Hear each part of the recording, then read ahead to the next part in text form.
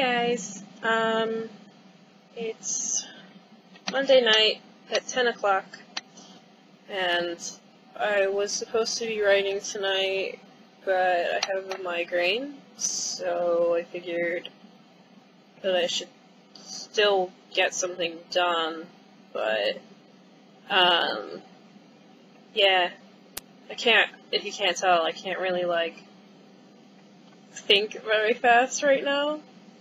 So, I'm gonna answer questions that you guys asked on Facebook. Some are from Goodreads, and then I think there's one or two that are just general questions that people ask me all the time.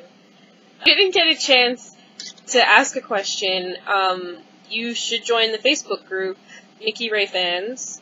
You can always ask me questions on there. If there's a lot of questions, I can always make another video. And there's also, I'm gonna talk this to death. There's a Facebook party going on for the re-release of my new book. I mean, it's not new. The re-release is new. There's a Facebook party going on right now. I mean, oh my gosh, I can't even think right now. No, because I don't talk about it enough. There's a Facebook party going on for the re-release of my book, The Donor. The grand prize is a $50 Amazon gift card. I'm going to be giving away a ton of swag. The cover reveal is next Monday, so if you would like to be the first to know about everything going on with that release, definitely join the group and the party, and you can win some cool stuff. I'm actually keeping some of the stuff I got for the giveaway because I like it. So, okay, that's my, plug section. I'm gonna actually answer questions now. Alright, number 1. What inspired your first story? I don't know if I remember what my very first story was. I know that when I was from a very young age, I liked to make up stories. I didn't really write them down. I had one about gargoyles, I had one about dragons, I had one about a panda bear that wanted to be a polar bear. But the first story I wrote was probably, I don't even know, I really honestly don't remember the first story I ever wrote. The first book that I wrote was Sunshine, and that was inspired by, I got really bad sun poisoning, and that's pretty much it. I have other Q&As on this channel where I go into depth about it, but it's a long story. Basically, I got sun poisoning, and I was bored, and that's how it happened. If you hear, noises, my hamster's being a complete crazy animal right now, and she's climbing on stuff and chewing stuff apart because she wants me to take her out, and she's acting out, so if you hear anything, it's her. Question number 2. If you were stranded on an island, what is one tea, one book, and one animal you would want to have with you? Those are 3 things that I love, and I love so many different ones. But I guess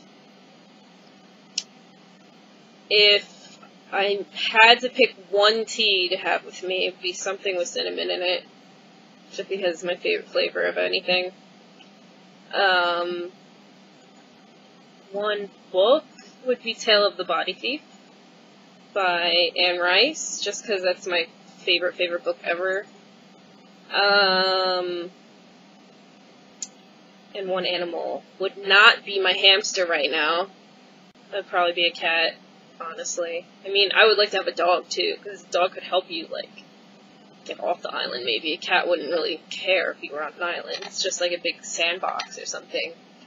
But if I have the tea in the book, I need to have the cat.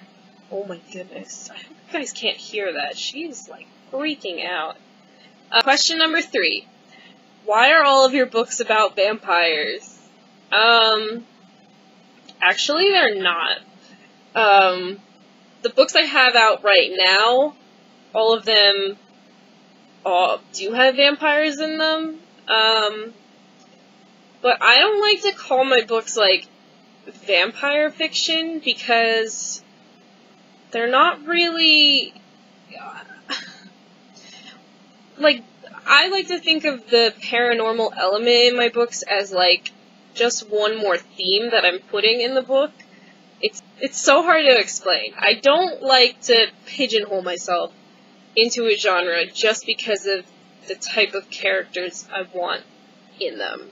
Does that make sense?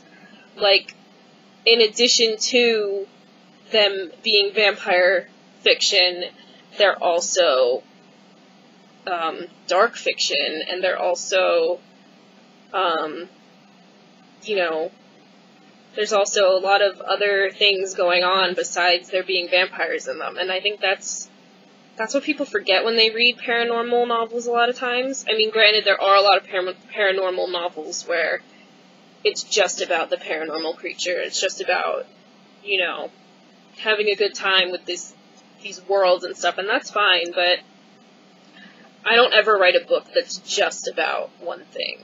And I think if you're reading, I can't really read a book that's just about one thing. There has to be more to it. Like, to answer it, like, in a more simple way, not all of my books are going to have vampires in them. Okay? So, the next book I'm coming out with after The Donor is coming out in the fall. It's called The Crow Box. Right now it's going to be a 3-book series. It might be more.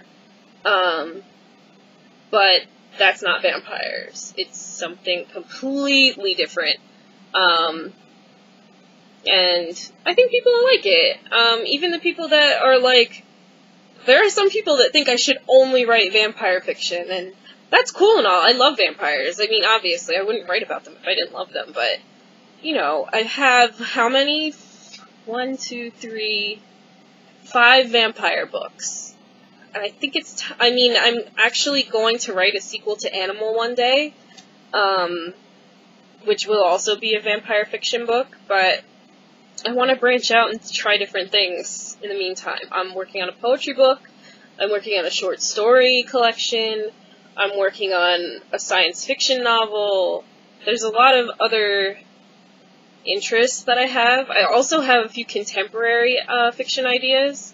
I'm not sure if I'm going to actually use them. Because I love paranormal and fantasy so much.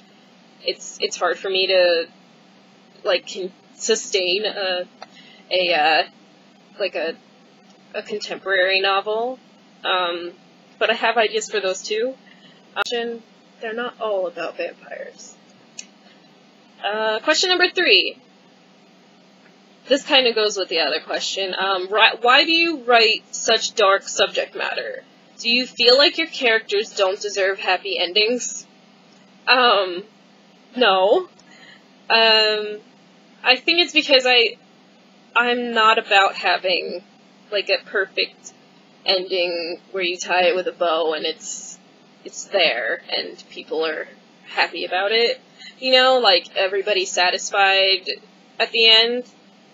I mean, you're still satisfied, but you're not, like, you know, I don't have a lot of traditional happy endings, so I think that might be what people mean by that. But, especially with the end of the Sunshine series, I didn't expect so many people to be mad with how it ended. Even though Sophie went through so many horrible things for 3 books, she still grew as a character and as a person, and so did all of the other characters in the books. And I just didn't see her having this perfect ending where everybody lives happily ever after, because that's not real life. And if there's anything I like doing in fiction the most, it's making characters and situations as realistic as possible. And I just didn't think, like, having the Twilight ending where they both become vampires and live forever and, like, run off into the sunset and have a kid. I don't really know what happens in Twilight. But you know what I mean? I don't like how a lot of vampire books end with the two love interests fall in love and they live forever, happily ever after. Forever. It's just not what I saw for them. And the same with Animal. There was only a few ways it could end, and my ending was the happier of the evils, I think.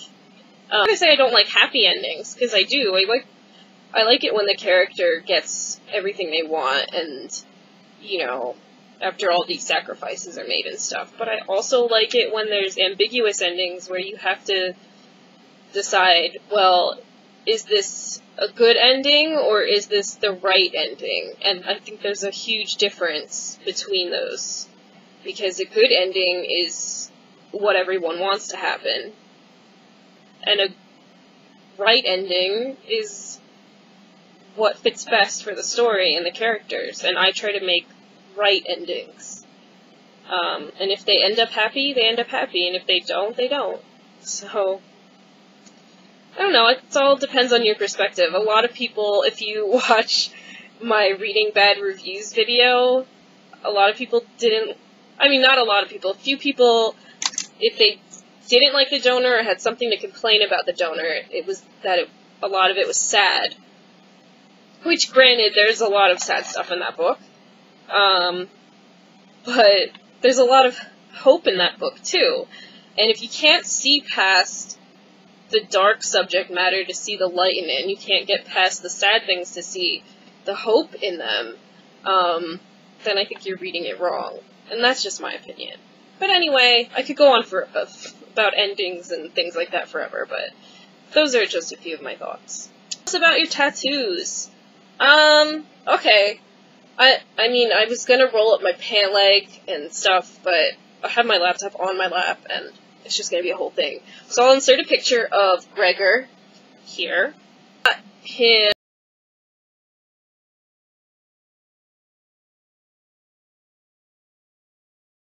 Don't know, my sister is a tattoo artist at this shop called Premium Blend in in Long Beach Island, right near there, in New Jersey. And she's done all of my tattoos, and she probably will do all of my tattoos as long as she's tattooing, just because it means a lot to me to get a tattoo if I decide to get a tattoo. But it means so much more to me that my sister drew it and put herself into it and is making something permanent on my body and that whole thing. So, Gregor is my little beetle. I got him because my favorite short story is The Metamorphosis from Franz Kafka. And even though, there's a lot of debate about what Gregor looks like when he turns into the vermin, I always pictured him as a beetle, so I got a beetle. My first tattoo was, let me see if I can get him in there. My first tattoo was this ampersand, and it was my sister's second ever tattoo. Ampersand is an Amanda Palmer song, and it has a lot of meaning, basically just that it's good to have people in your life, but you don't need to lean on anybody if you have yourself, basically. That's the idea. Tattoo was this semicolon. A lot of people have semicolon tattoos. I'm not going to go into the semicolon thing. You can look it up. But that means a lot to me, especially the semicolon and ampersand together. I really like how they look. And then after I got Gregor done, he was my third tattoo. My fourth tattoo was actually the next day. A Neil Gaiman quote. It says, make good art. Well, make good art.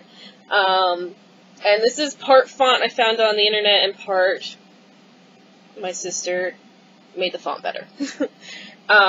This was probably one of my most painful tattoos. Not while I was getting it, surprisingly.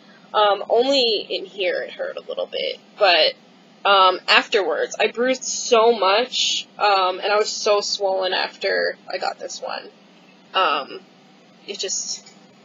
I've never had a tattoo do that before. And then my newest one is Morty. Let's see if I can get him all in there. This is Morty. He is a praying mantis. And they're flowers, but they're also mandalas. They're mandalas made to look like flowers. And he's, like, inside, we don't know what we're calling these circles. They're, like, either planets or eggs. But I like I want to have, like, geometric shapes, incorporated in all of my sleeves, so I figured, you know, she put, like, these circles in this little, like, it looks like he has a little halo. I love that. And he's a sassy guy. Look at him. I'm so in love with him. And this is my first color tattoo. Everything else I have is black and white. We're actually going to go into the mandalas, and they're stippling here. I don't know if you can see. They're stippling in the little petals, and we're going to probably make it darker, just because he's like so bright, and we didn't expect him to come out this good. Just because I'm so pale, he's really bright. But basically, I got him because, one, I didn't want to be like the insect tattoo lady, but I'm like becoming that person. I'm also gonna get a death head moth on my other leg to match with my beetle. But I got him because praying mantises are like these Zen figures. And supposedly, like, when one appears to you, it's because you're supposed to be more mindful of things, and, I just got him because it's just a reminder to be calm, but also don't take shit, because praying mantises are tough as fuck. I don't know if you know that. They're, like, pretty tough. I mean, they are. And, mandalas, if you don't know what a mandala is, it's, I think it's Buddhist. Don't kill me if it's not. I don't remember things very well.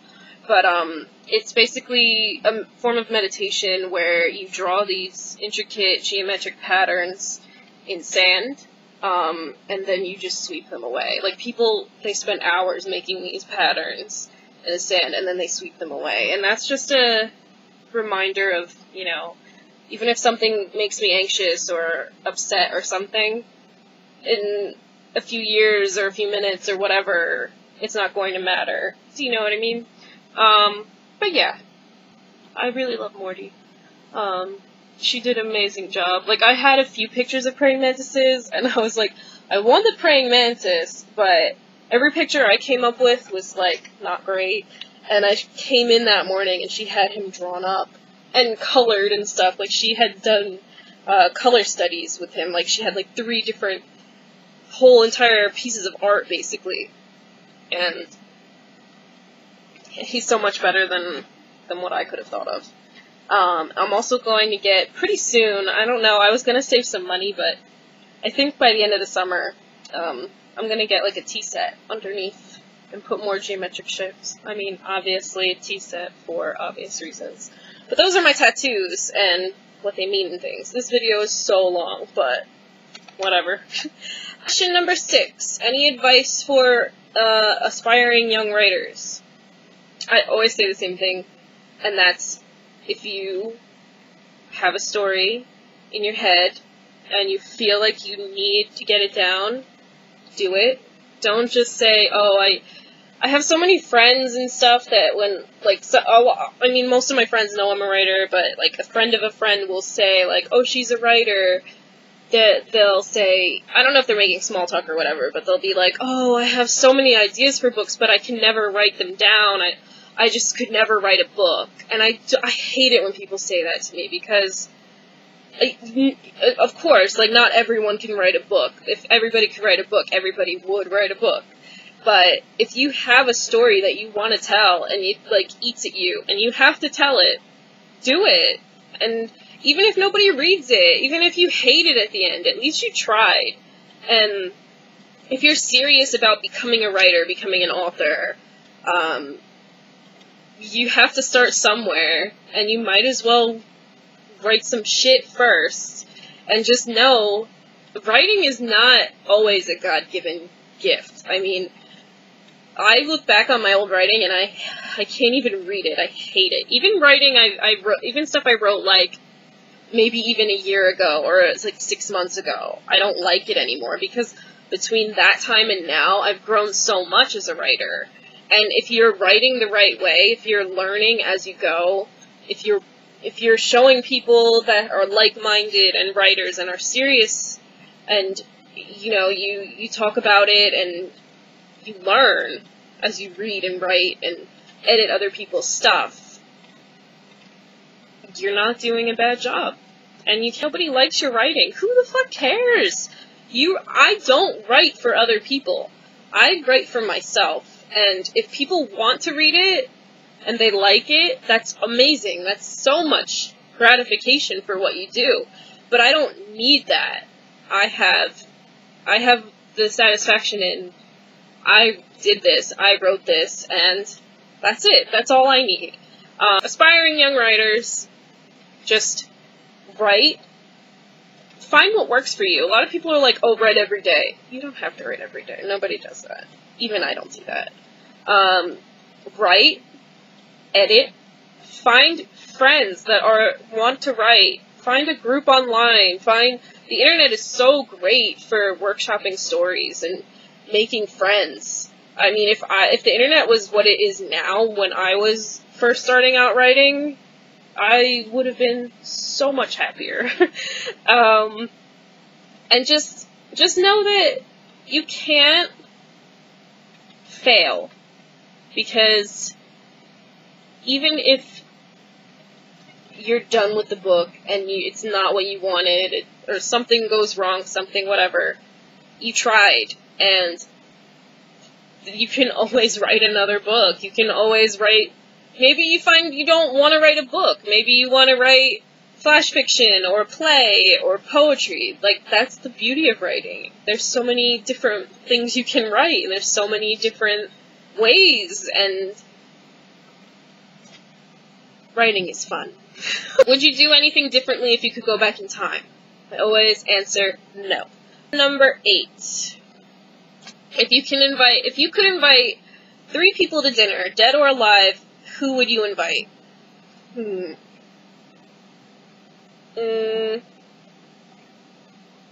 Well, Neil Gaiman, Amanda Palmer, and Gordon Ramsay. But I would also like, if there's dead people, Elvis, Franz Kafka, and Edgar Allan Poe. There. Number 9. If you could live in any fictional world, which one would you choose? I'm so bad at this. I would probably choose... I'm looking at my books to, like, get ideas. Ooh, could I live in the Sandman universe, but, like, where Sandman lives, like, Dream World? But, like, be best friends with Sandman, and, like, all of his friends. That's where I would want to live. I've also said in the past R.L. Stein's world, in the book The Beast from the East, just because everything's, like, really colorful and crazy. So, yeah, those 2 places are good. Question number 10.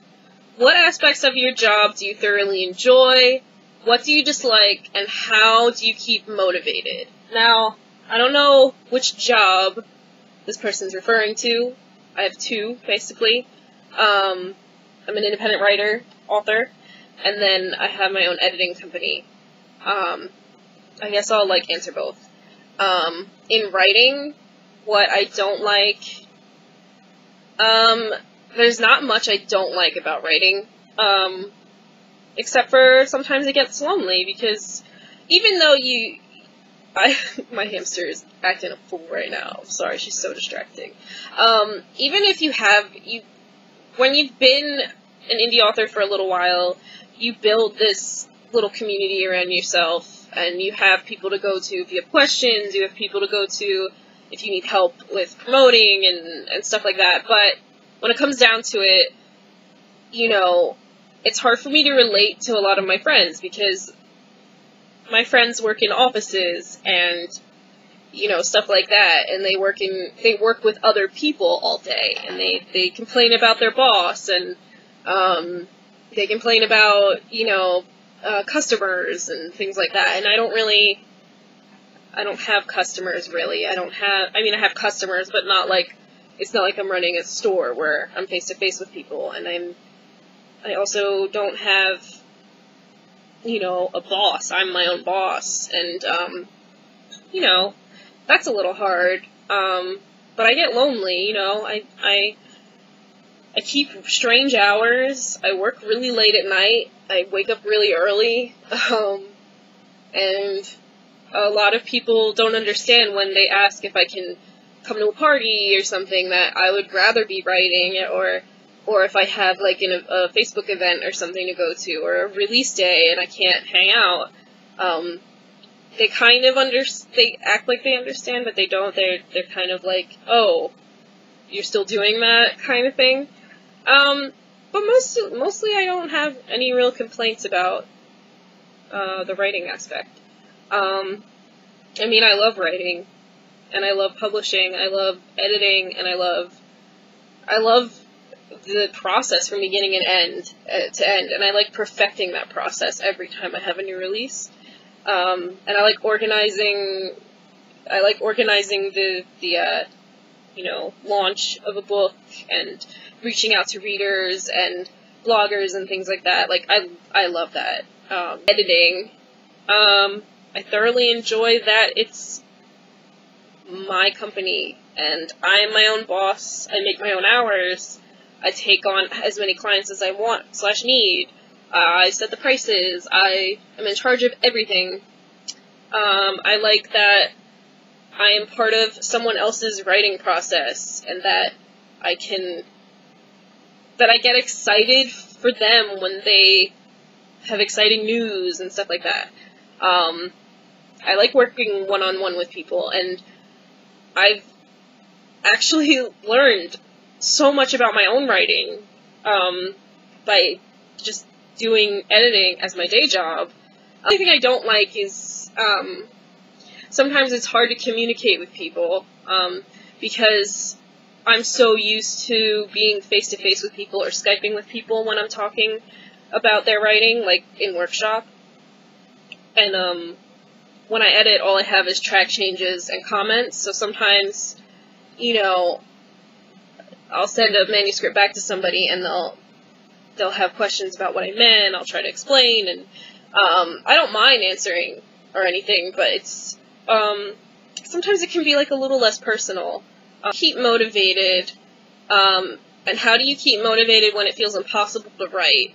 Not only fighting against writer's block, but also against your inner demons. People think that I'm, like, crazy because I write a lot, like, I put out books really often, which I don't think it's that often. There's a lot of authors that put books out, like, a lot faster than me.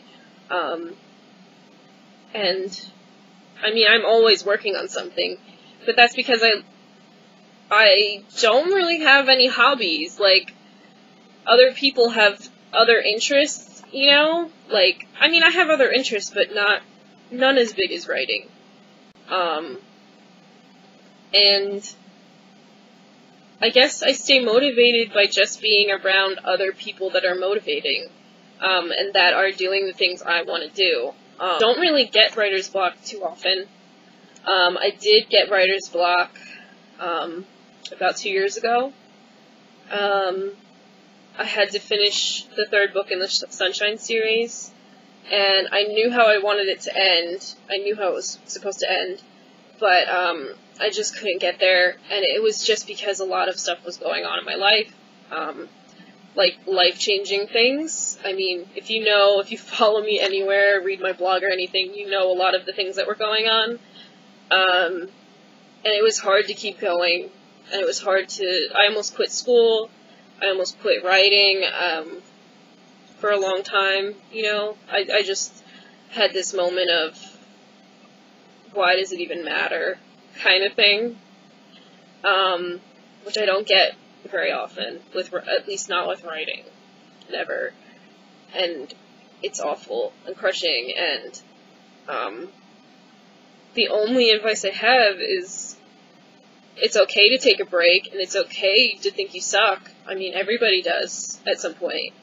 But the thing is, you just have to keep going. Like, it sounds like so stupid and so simple, but to keep motivated, you have to just motivate yourself sometimes. And if you're not hard on yourself, especially if you're working by yourself and you don't have someone telling you, you need to do this, you need to do that, it's your job to do that. So you're a writer, or you're if you're doing anything competitive on the internet. I don't compare myself to other people. I don't really know what you mean by inner demons. I guess like doubt and fear and things like that. And every creative person experiences that, because creative people are so critical of themselves, and you kind of have to just shut that part of your mind off when you're writing it, especially when you're writing something brand new, because you're not going to write the best thing when you're starting out something new. If it's your first book, if it's your 10th book, it's not going to be your favorite thing every day to look at. And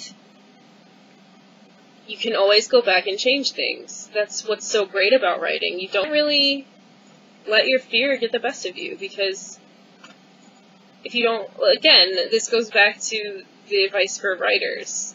If you don't try, you don't know what you're capable of. Like, if I had stopped writing when I had that existential crisis thing, I wouldn't have gotten my favorite book that I've ever written, which is Animal. I would have never written it. I would have never finished it. I wouldn't have gone to school that semester to share it with people, and I wouldn't have workshopped it with my friends. I wouldn't have gotten up the nerve to publish it. It wouldn't have been finished. It would have never seen the light of day, and that would have been awful to miss out on. Motivation's a hard thing. It really is. Especially if you work by yourself, and you don't have a team, and you don't have, that community yet, because you kind of don't have anyone to hold you accountable besides yourself. And a lot of times, I think, as creative people, we kind of, instead of motivating each other, or not each other, yourself, instead of motivating yourself, you tend to put yourself down, which isn't the same thing. Like bashing yourself over, you didn't write this many words today, you should have done this differently, oh, that sentence is awful, kind of thing. And instead, you should be thinking, I wrote this much today. It's not as much as I wanted, but it's better than nothing. Or I just keep myself motivated. I do things that make me happy, and things that make me happy are usually book-related and writing-related, so it's not hard for me, but I know it's hard for a lot of people, especially when you have, you have a full-time job, and or you're going to school, you have kids, or there's so many things that get in the way. But the thing is, if you love it, it doesn't matter if it's writing or whatever it is. If you love something, you make time for it. And I always say that to people, because people are always like, oh, I used to write all the time, but I just don't have time. I hate that excuse, because if you loved it enough, you would find time. And I know, because I went to school full-time, I worked full-time, I did all of these things. I had research papers, and oh my god, the books for a lit major that you have to read. And I still wrote, and I still wrote books, I still published books. And it's just because it's something I wanted to do really badly. So yeah, I think that's enough rambling. So yeah, if you want to follow me or anything, leave all the links below. Yeah. So, I will see you next time. I'm also getting ready to, post. I made a planner for my sister for her birthday. I can't post that yet because our birthday hasn't happened yet. I'm a twin. We have a birthday. I said ours because it's both of our birthday. But I made her a planner, and I kind of, sort of walked you through how to make one. And I'm waiting on one more thing so I can make the donor re-release swag haul video. So keep your eyes peeled for those, and I will see you next time.